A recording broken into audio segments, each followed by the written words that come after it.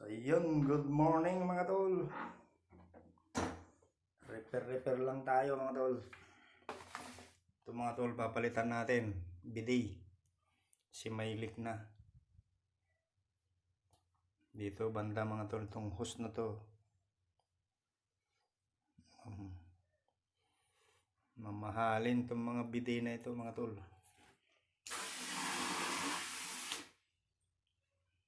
Papalitan na natin.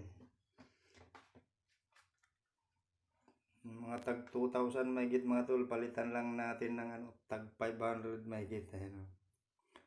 Water tick na ipalit natin mga tol. Mas matibay pa kaysa tong mga flexible hose na ganito. Stainless pero may kalakalawang. Madaling masira mga tol. Yan, lock muna natin yung angle valve. Yan, duro mga tol. Give it.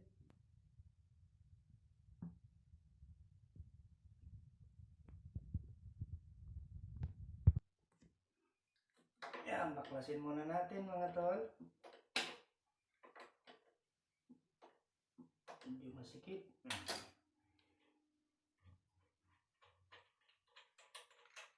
Ayan, tatabi lang natin tong spray niya mga tol kasi pwede pa pang reserbahan lang pag may masira.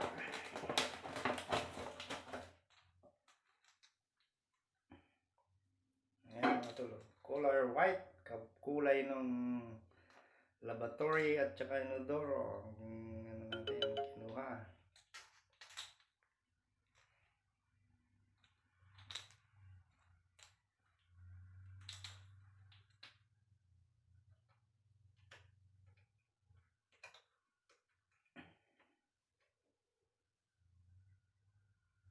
Madali lang magpalit mga tol.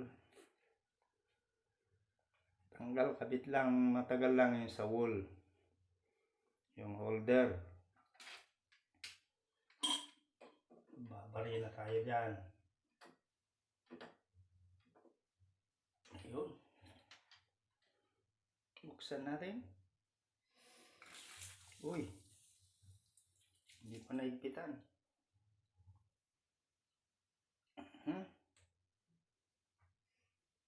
Ayun.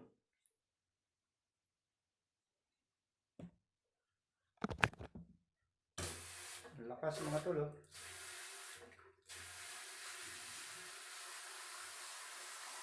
So ayun lang mga tol. Ganun lang kadali. Water tick. Tingnan nyo mga tol kung gaano siya kaganda. Ayan. Tingnan natin kung tatagal siya. Papalitan lang natin yung holder mga tol. Babari na tayo.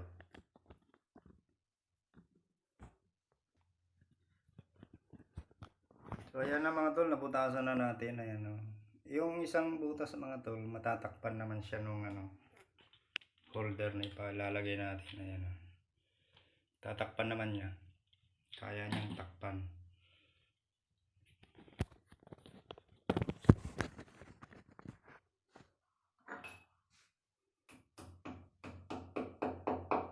Yun.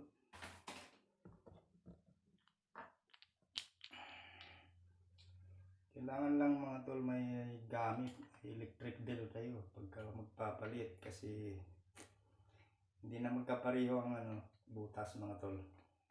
Magkaibang brand, magkaiba rin yung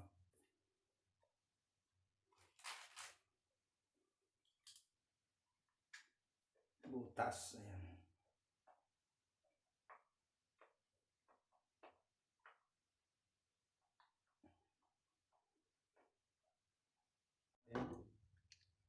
Ayan, sakto lang.